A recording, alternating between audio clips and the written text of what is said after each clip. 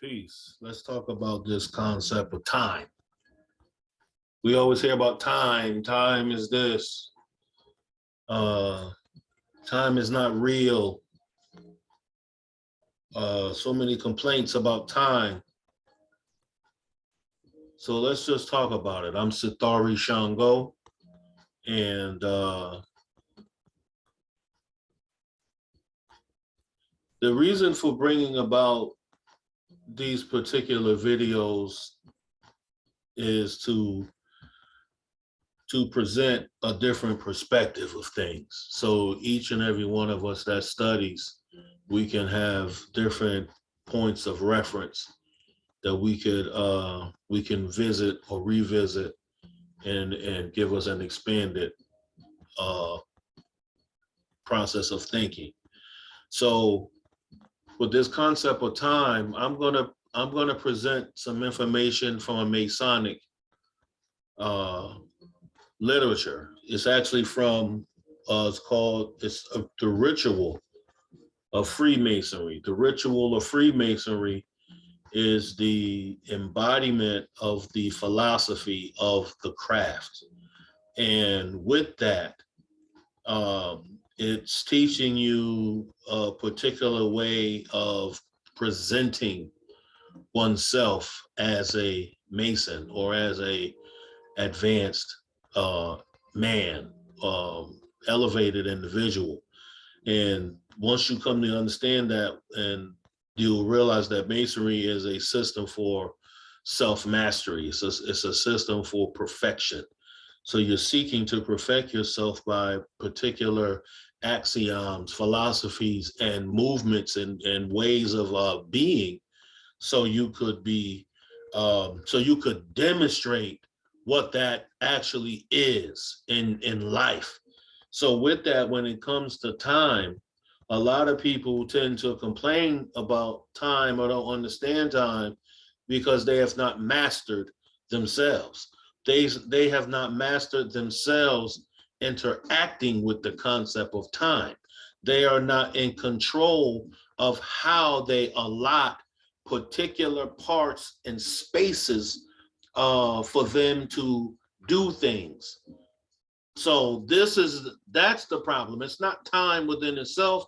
It's the individual not utilizing time correctly. So from this Masonic point of view, from the lessons that's imparted unto them, so you get to a particular part where the individual who was the overseer of the internal workings of a local lodge is called a worshipful master. So you get to a part in the actual ceremony where the worshipful master is going to impart information unto you as an apprentice mason, and as an apprentice, as an apprentice mason, you are going to be given tools, and one of these particular tools is called the 24-inch gauge. To make it simple, the 24-inch gauge is actually a 24-inch ruler. It's to actually measure out timing and measure out space. Because don't forget that a mason and as a archetype is a architect. So we have to remember that you have to have tools to measure out the workings of your craft. So with that, the worshipful master, like I said, in this particular part of the ceremony, said he imparts this information and says the 24-inch gauge is an instrument made use of by operative masons to measure and lay out their work. I'm gonna pause right there because it says operative masons. There's two masons. There's two kind of masons. You have a speculative mason and you have an operative mason. Speculative mason is the mason of the spiritual aspect of what masonry means and the sublime or the sublimity of its craft. The operative mason, they're still using it in the terms of an individual who's actually a block layer or a mason, a builder. So it's two, it's esoteric and exoteric, because don't forget that masonry falls into an occult science. and so it can get a bad rap because people don't haven't studied it and totally understood it properly. So he's speaking of the operative masons. The operative mason, or the mason who actually has a 24-inch gauge or a measuring tool. This is how he measures out the dimensions of a house or a building. So the operative mason uses it to measure and lay out their work. Okay. Then he goes on to say, but we as free and accepted masons are taught to make use of it for the more noble and glorious purpose of dividing our time. See how this becomes a utilization of a tool for a higher purpose, both representing the same purpose, building upon a foundation. And to get to that point, you're going to have tools to utilize that. So one of the profound things about masonry to really think about is they're teaching you in a roundabout way that you must be calculated with your time. You must be purposeful with your time. And it goes on to say, of course, I'm gonna start right here, for the purpose of dividing our time. It being divided into 24 equal parts, meaning time. So now they're hitting with the science of hourly matching up. It's you have the celestial, and then you have the earth plane. Okay, so they're telling you now. So you're going to use this tool to divide the hours into 24 equal parts, and it says it's emblematical of the 24 hours of the day, which we are taught to divide into 3 parts, whereby we find a portion for the service of God and the relief of a distressed worthy brother, a portion for our usual avocations, and a portion for refreshment and sleep. This is in a nutshell. As I said in the beginning of the video, most people are always concerned about time is because they're not utilizing their time properly, and they're not allotting spaces for particular calculated movements for elevation in their own personal life. So when a person doesn't want to accept something, they're now trying to run away from the reality that it has on their life. They're trying to run away from the effects of non-utilization of proper time management. They're trying to run away from that in their own life, and then they outwardly project this information negatively to everybody else, collectively speaking about the concept of time, this and the everyone has heard the negative connotations about time. People even complain about being here upon earth. Those type of people should be corrected, and they should be giving a reverence to be upon the great orbiting mother earth, being able to experience some of the most magnificent phenomena that you can possibly imagine in this grand illusion and reality at the same time. So when it comes to us with our time, this Masonic concept of time is telling us that we're supposed to take 24 hours and allot it into 3 equal parts. So the whole thing meaning that you have to have these particular parts. So when people do their actual, okay, here's something that a lot of people say. They don't have time to read. They don't have time to study. They do have time. They just haven't allotted a particular point or a particular space in the time that they do have, so they can utilize it for reading, for study, for research. Because to actually elevate yourself on a higher spiritual level takes great amount of what's called man hours. How many hours? It's no different than seeking to obtain a degree, where you have to have a particular amount of hours of study to go on to the next level of graduation or the next level of elevation. That's the same thing that we have to begin to utilize in the reality of our individual life. So it's beginning to be something that people are getting, that they have to be in control of their time. And what you have to do, and something that I've done years now, is that I calculate every single minute of my time. It becomes, in the beginning stages of that process, like almost like fanatical, like everything that you're doing, you're taking notes, you're writing in how long it, when did it start, when did it end, what happened in between. This is how you have to organize your life to begin to develop the magical personality, or develop a relationship with your psychic self, or the higher spiritual self. The higher developed self does not do the same things that the lower self does. It's two separate operating grounds. You have to allow yourself the time frame for not just the study, but the practices and techniques that it would take to get to the inner center, where everything that is resistance to you is to be found. And in order to get to that particular point, you're going to have to allot a certain amount of man hours that you are going to actually realize. So this is why when you have um, a job, most people, well, I can't say most people, a lot of people work 8 hours a day. Some people work 12 hours a day. So you have to start with that timing right there, as far as giving you a marker for deducing the time that you do have. So if you work a job, automatically that's where you're going to begin. You can't start with nowhere else, because your job is going to take up the most of your time, and it's going to demand your time. And it's not going to be any time for anything outside of that time period. This is where people get into a chaotic, and I don't want to say, because we know that, true chaos is organization in the beginning stages, which may look like chaos, but is actually really creation and formulation.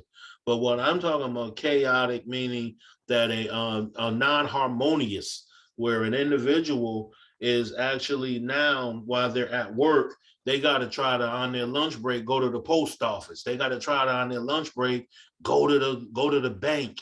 On their lunch break, go do this and go do that.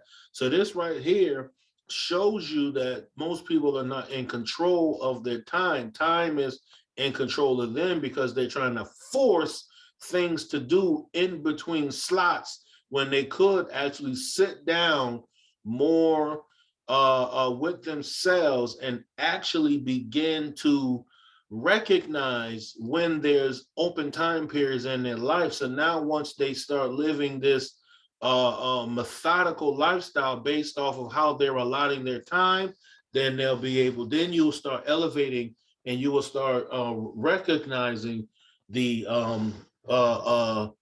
you start recognizing that the effort pays off after a while, and it doesn't become such a burden to keep doing this process, because it becomes a part of your life. And there are a lot of ways to do that, to get to that point. But the most important, and the important, is having that calculated time down. So if you know you're working 8 hours, let's just take a number, 8 hours a day. In that particular point of 8 hours, there is no time. You should not be trying to cram in some sort of study on your lunch break. If you're going to do any type of study, it should be reviewing of your notes. You don't, because your mind is only going to operate at its peak when it has pinpoint focus. If your focus is on, you only have 30 minutes for lunch break, and you're trying to read, now you didn't got your mind into this trance state of just focusing on this reading, and then you popped up out of this thing, you're not going to necessarily retain this information for bringing it forth to utilize. It's going to be taking in, it's going to go into your subconscious mind. That does not mean it's going to activate in your conscious mind. It's going to just be an intaking of information without the proper time for research and study. So that's the whole thing, is what I'm saying that about that is that your job is going to take a particular amount of hours for study, and there's no way around that.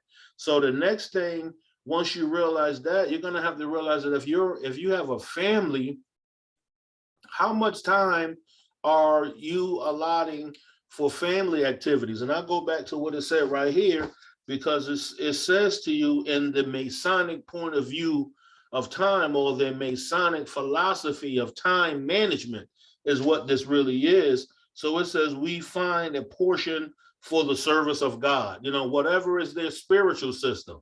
Let's not even just deal with God or being a Christian. Whatever their spiritual system is, that's number one to them right there, is that they're going to allot a portion for the as in the system of the East, coming from India, bhakti. They're going to utilize a specific amount of time for a reverence and devotion to spiritual things. Whatever that is, that's what it's going to be. That particular time is only for that.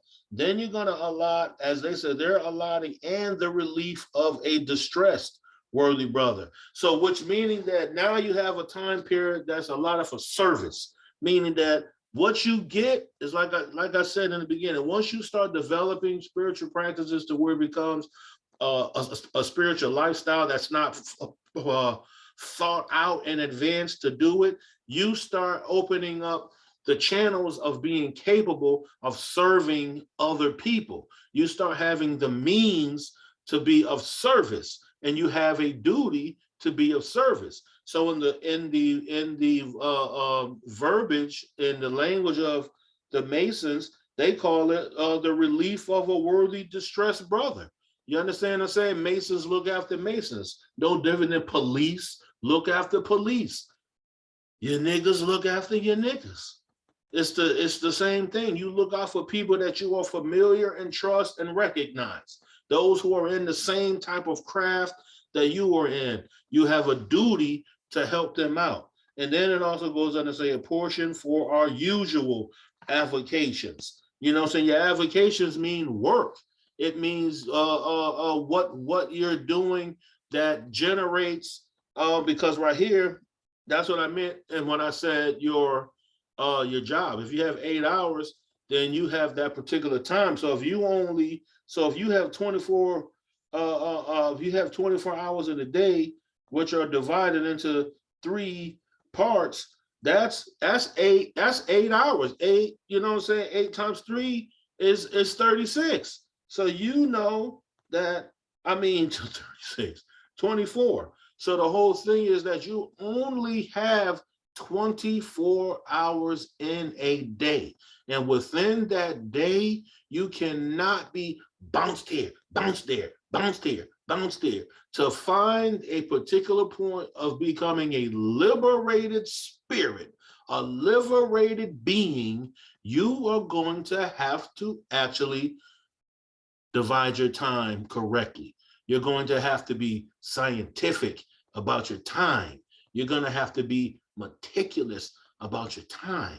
This is where you get now into the science, the true science of individuals who become who not become, but who society deems the most richest and the most successful and the most ambitious. It's not about ambition or finances or riches. What it's about is these individuals took control of their time. They didn't allow anything that did not have a purpose for that alongside their purpose to deter them from their destiny. And that's taking control of your time. So now when you talk about destiny, which is basically living out your purpose, you cannot live out your purpose under the control of someone else who controls your time. This is the bottom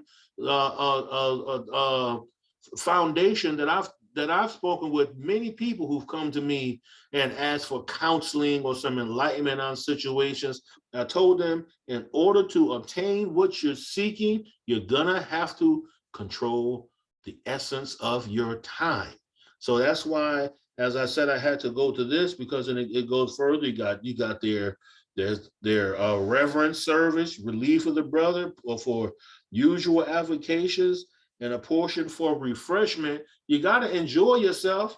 You understand? You got to, what they say, enjoy the spoils of war. So that's what they call refreshment. You may only have 2 hours for that. You may only have 30 minutes. So that may have to be the particular time that you really turn up.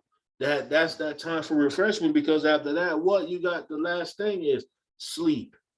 That's the last thing you should be doing. And sleep is because the human body has to sleep, because that's how it recharges the electrical, our neurobiological system is recharged when the body goes into the state of sleep.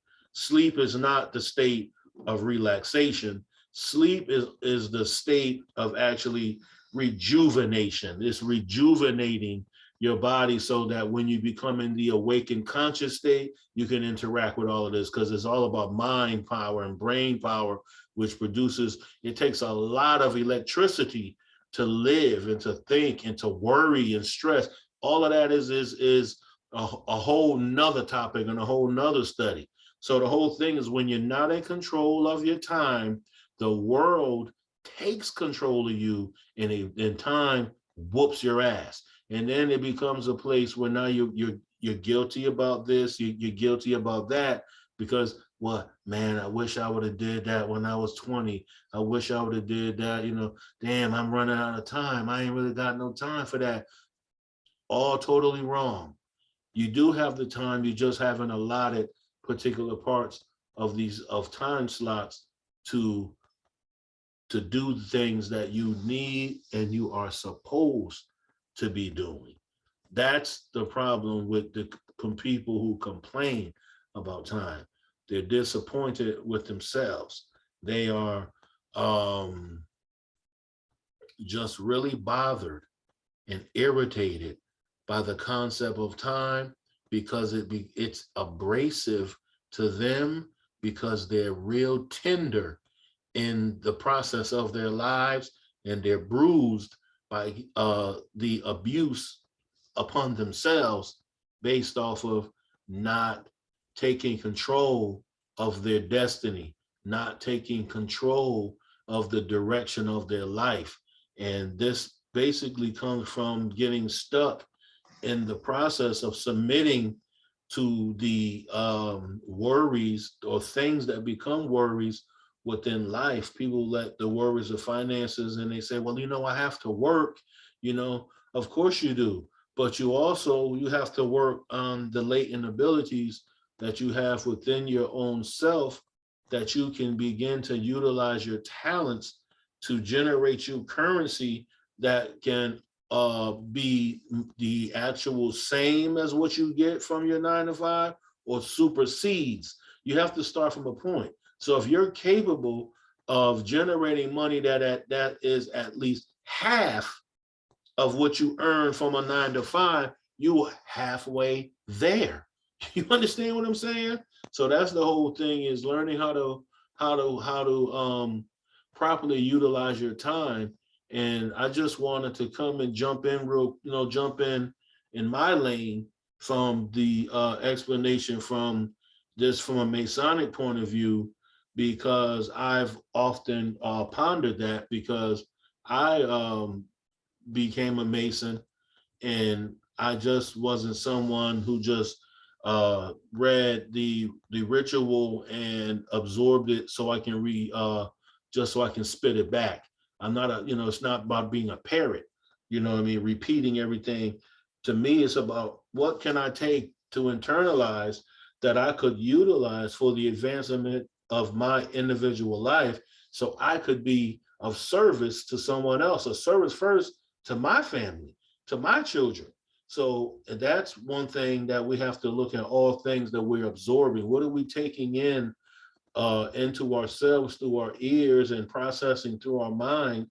Is it beneficial for your life's purpose? And to actually live in that life's purpose, you're going to have to be honest and truthful with ourselves, and say that I'm going to have to be in control of my own time. So that's right there is just what I wanted to speak about. So it could just give you something to think about when you ponder the concept of time. So with that, I'm gonna say I'm Shango Watum, Sithari Shango, and this is my channel, The 32nd Path. Peace.